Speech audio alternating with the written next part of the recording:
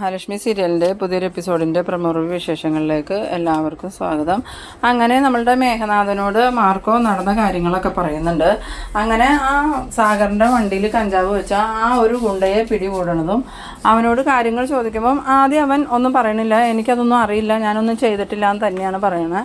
പക്ഷേ മാർക്കോയുടെയും ലോപ്പസിൻ്റെയും തല്ല് സഹിക്കാൻ പറ്റാതെ അവൻ എല്ലാ സത്യങ്ങളും പറയുന്നുണ്ട്. മേഘനാഥൻ പറഞ്ഞിട്ടാണ് ഞങ്ങളങ്ങനെ ചെയ്തതെന്ന്. ആ സമയത്ത് മാർക്കോ പറയുന്നുണ്ട്, ഇപ്പം ഞാൻ എന്തായാലും നിന്നെ പോലീസ് സ്റ്റേഷനിൽ ഏൽപ്പിക്കണില്ല, അതിനൊരു കാരണമുണ്ട്.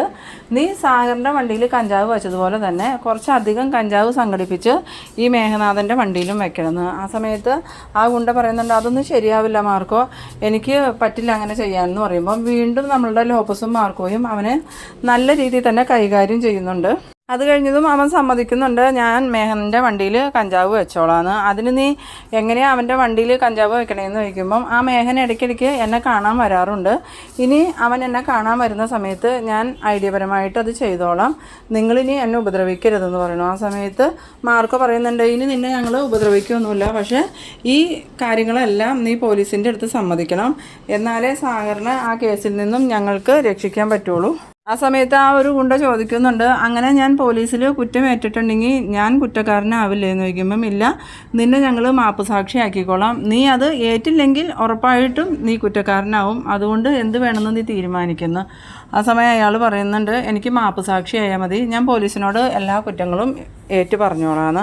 അങ്ങനെ മാർക്കോയും ലോപ്പസും കൂടി നേരെ അവനെ കൊണ്ടുപോകുന്നത് ആ ഒരു SIയുടെ അടുത്തേക്കാണ്. SIയുടെ അടുത്ത് ചെന്നതും എന്താ മാർക്കോ ഇവൻ ആരാന്ന് ചോദിക്കുമ്പം മാർക്കോ പറയുന്നുണ്ട്, ഇത് അന്ന് നമ്മൾ സാഗറിൻ്റെ വണ്ടിയിൽ നിന്ന് കഞ്ചാവ് പിടിച്ചില്ലേ, അത് വെച്ചത് ഇവനെയും കൊണ്ട് അത് വെപ്പിച്ചത് ആ മേഘനാഥനാണ്. ആ സമയത്ത് SI ചോദിക്കുന്നുണ്ട്, എന്താടാ ഈ പറഞ്ഞതിൽ എന്തെങ്കിലും സത്യം ഉണ്ടോ എന്ന് ചോദിക്കുമ്പം അത് സത്യ സാറേ, ആ മേഘനാഥൻ പറഞ്ഞിട്ടാണ് ഞാൻ അങ്ങനെ ചെയ്തത്, ഇത് നീ കോടതിയിൽ പറയാൻ തയ്യാറാണോ എന്ന് ചോദിക്കുമ്പം ഞാനിത് എവിടെ വേണമെങ്കിലും പറയാം, സാറിനെ ഉപദ്രവിക്കരുതെന്ന്. ഈ സമയത്ത് ഒരു പോലീസുകാരൻ ഈ ഒരു ഗുണ്ട പറയണ കാര്യങ്ങളെല്ലാം ഫോണിൽ റെക്കോർഡ് ചെയ്യുന്നുണ്ട്. അത് കണ്ടതും മാർക്കോ പറയുന്നുണ്ട്, ഇനിയിപ്പോൾ നീ മൊഴി മാറ്റി പറഞ്ഞാലും നിനക്ക് രക്ഷയൊന്നുമില്ല, നിന്നെ ഞങ്ങൾ നല്ല രീതിയിൽ തന്നെ പൂട്ടും, അതുകൊണ്ട് കോടതിയിൽ വരുമ്പം കാര്യങ്ങൾ സത്യം പോലെ പറയുകയാണെങ്കിൽ അത് നിൻ്റെ ആരോഗ്യത്തിനും ആയുസ്സിനും നല്ലതാണ്. ആ സമയത്ത് അയാൾ പറയുന്നുണ്ട്, ഇല്ല മാർക്കോ, ഞാൻ ഇനി മാറ്റി പറയുമൊന്നുമില്ല, ഈ മേഘനാഥൻ എന്നെ ഇനി ഉപദ്രവിച്ചാലോ എന്ന് ചോദിക്കണം. ആ സമയത്ത് മാർക്കോ പറയുന്നുണ്ട്, അതിന് അവൻ പുറത്തുണ്ടായിട്ട് വേണ്ടേ, അവനെ നമ്മൾ ജയിലിലേക്ക് പറഞ്ഞു വിടുമല്ലേ, അതിനുള്ള പ്ലാനൊക്കെ ഞാൻ അറേഞ്ച് ചെയ്തിട്ടുണ്ട്, എന്തായാലും നീ വാന്നും പറഞ്ഞുകൊണ്ട് ആ ഒരു ഗുണ്ടയും കൊണ്ട് പോകുന്നുണ്ട്. പിന്നീട് കാണിക്കുന്നത് നമ്മളുടെ മേഘനാഥനാണെങ്കിൽ കണ്ണനെയും മഹാലക്ഷ്മിനെയും എങ്ങനെ അപകടത്തിൽപ്പെടുത്തണം എന്നൊക്കെ ഇങ്ങനെ ആലോചിച്ചുകൊണ്ടിരിക്കുന്ന സമയത്താണ് ഈ ഒരു ഗുണ്ട മേഘനാഥൻ്റെ ഫോണിലേക്ക് വിളിക്കുന്നത്. ഫോൺ എടുത്തതും എന്താണെന്ന് ചോദിക്കുമ്പം എനിക്ക് മേഘൻ സാറിനെ ഒന്ന് അത്യാവശ്യമായിട്ട് കാണണമായിരുന്നു, മേഘൻ സാർ ഇവിടം വരെ ഒന്ന് വരുമെന്ന് ചോദിക്കണോ, നീ ഇപ്പോൾ എവിടെയുള്ള അവിടേക്ക് ഞാൻ വരാമെന്നും പറഞ്ഞുകൊണ്ട് മേഘനാഥൻ ആ ഗുണ്ടയുടെ അടുത്തേക്ക് ചെല്ലുന്നുണ്ട്. ഈ സമയത്ത് ആ ഗുണ്ട ഒരു കവറിൽ കുറേ കഞ്ചാവൊക്കെയും അവിടെ വെച്ചുകൊണ്ടാണ് നിൽക്കുന്നത്. മേഘനാഥനെ കണ്ടതും മേഘനാഥൻ്റെ അടുത്തേക്ക് ആ ഗുണ്ട വരുമ്പം മേഘനാഥൻ എന്താടാ നീ എന്നെ കാണണമെന്ന് പറഞ്ഞ്, അത് സാറേ എനിക്ക് ഒരു സ്ഥലം വരെ പോകണം, സാറ് എന്നെ അവിടെ വരെ ഒന്ന് ഇറക്കണം എന്ന് പറയുന്നു. ആ സമയം എന്നാൽ നീ കയറടാന്ന് പറയുന്നുണ്ട്.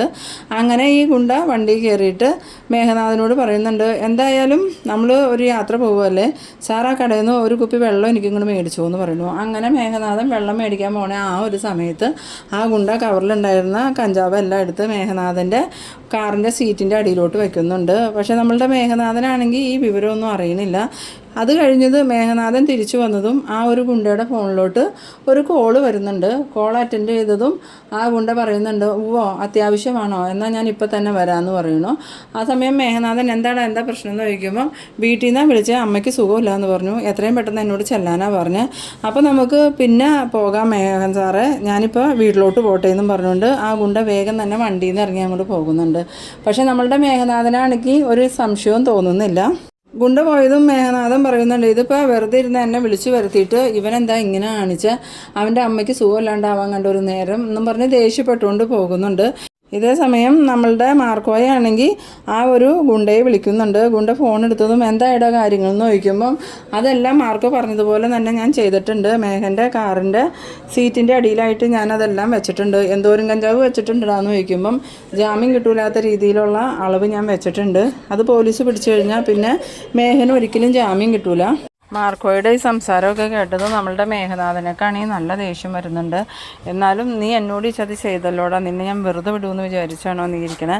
എന്തായാലും ഞാൻ ജീവിതകാലം മുഴുവൻ ജയിലിൽ കിടക്കുമൊന്നുമില്ലല്ലോ, കുറച്ച് കഴിയുമ്പോൾ ഇറങ്ങൂലേ, അപ്പം ഞാൻ നിന്നെ എടുത്തോളാം എന്നൊക്കെ ഈ മാർക്കോയോട് പറയുന്നുണ്ട്. ആ സമയത്ത് മാർക്കോ പറയുന്നുണ്ട്, നീ ജയിലിൽ നിന്ന് ഇറങ്ങിയിട്ട് ഇനിയും കണ്ണൻ സാറിൻ്റെയും മഹാലക്ഷ്മിയുടെയും അതുപോലെ മഞ്ജുവിൻ്റെയും സാഗറിൻ്റെയൊക്കെ ജീവിതത്തിലേക്ക് എത്തി നോക്കാൻ നിന്നിട്ടുണ്ടെങ്കിൽ വീണ്ടും നിന്നെ ഞാൻ ജയിലിലേക്ക് തന്നെ പറഞ്ഞു വിടുമെന്ന്. എന്തായാലും നമുക്കിനി കോടതിയിൽ വെച്ച് കാണാമെന്നും പറഞ്ഞു മാർക്കോ പോകുന്നുണ്ട്.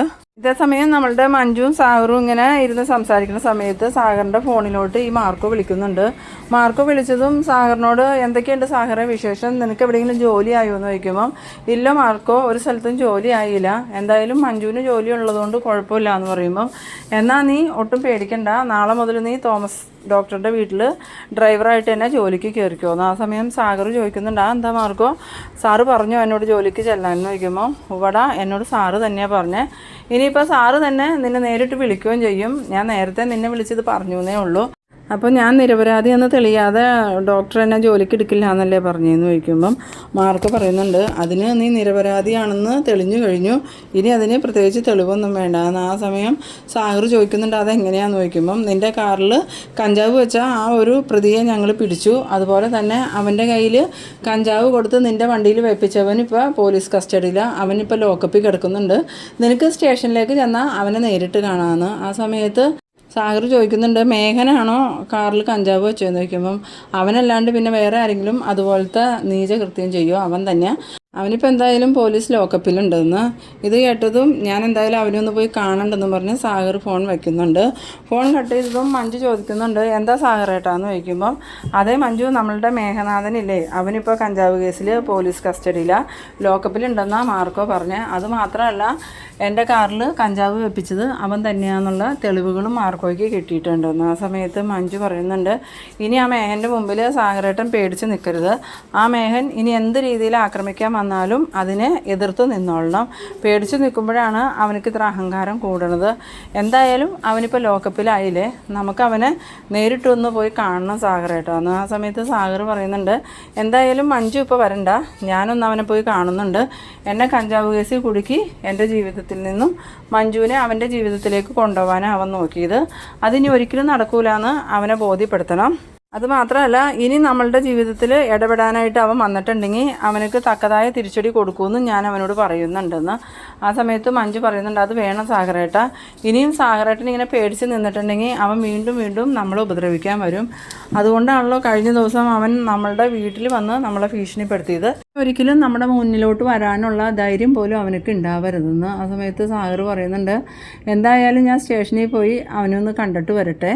ഇതേസമയം സീമന്തിനി വാമദേവനോട് ചോദിക്കുന്നുണ്ട്, വാമേട്ട നിങ്ങൾ മേഘനെ ഇറക്കാനുള്ള കാര്യങ്ങളൊന്നും ചെയ്യണില്ലേ എന്ന് ചോദിക്കുമ്പം ഞാൻ എന്ത് ചെയ്യാനാ സീമന്തിനി, ഞാനിപ്പോൾ വീൽ ചെയറിലല്ലേ, ഉണ്ണിയെ വിളിച്ച് പറഞ്ഞിരുന്നു, അവനാണെങ്കിൽ കേട്ടിട്ട് വലിയ മൈൻഡൊന്നും ചെയ്തിട്ടില്ല, എന്തായാലും ആ പ്രതാപനെയും കൂടി വിളിച്ചൊന്ന് സംസാരിച്ച് നോക്കാം, പ്രതാപൻ്റെ പരിചയത്തിൽ നല്ല വക്കീലന്മാരുണ്ടാവുമായിരിക്കും, അവരോട് അവനൊന്ന് ഇറക്കാൻ പറയാമെന്ന് പറയുമ്പോൾ സീമന്തിനി പറയുന്നുണ്ട്, മര്യാദക്കായിരുന്നെങ്കിൽ ഇപ്പോൾ കണ്ണൻ തന്നെ അവനെ ജാമ്യത്തിൽ ഇറക്കിയേനെ, അതെങ്ങനെയാണ് അച്ഛനും മോനും കണ്ണനെയും മഹാലക്ഷ്മിനെയും കൊല്ലാനായിട്ട് നടക്കാമല്ലേ, ഞാൻ പല പ്രാവശ്യം പറഞ്ഞു ആ പ്രതാപൻ്റെ വർത്തമാനവും കേട്ട് മഹാലക്ഷ്മിനെയും കണ്ണനെയും ഉപദ്രവിക്കാനായിട്ട് നടക്കണ്ടെന്ന്, ഇപ്പം തന്നെ ആ കണ്ണൻ്റെ ഔദാര്യത്തിലാണ് നമ്മളിവിടെ ജീവിക്കണേന്ന്. ആ സമയത്ത് വാമദേവൻ പറയുന്നുണ്ട്, ഞാൻ പറഞ്ഞല്ലോ സീമന്തിനി, ഇനി ഞാൻ കണ്ണനെയും മഹാലക്ഷ്മിനെയും ഉപദ്രവിക്കാനായിട്ട് പോകണില്ലാന്ന്, പക്ഷേ ആ പ്രതാപൻ ഇനിയും അടങ്ങുമെന്ന് തോന്നണില്ല, കരുണയ്ക്ക് സന്തോഷമാവണമെങ്കിൽ മഹാലക്ഷ്മി മരിക്കണം എന്നാണ് പ്രതാപൻ പറയണേന്ന്.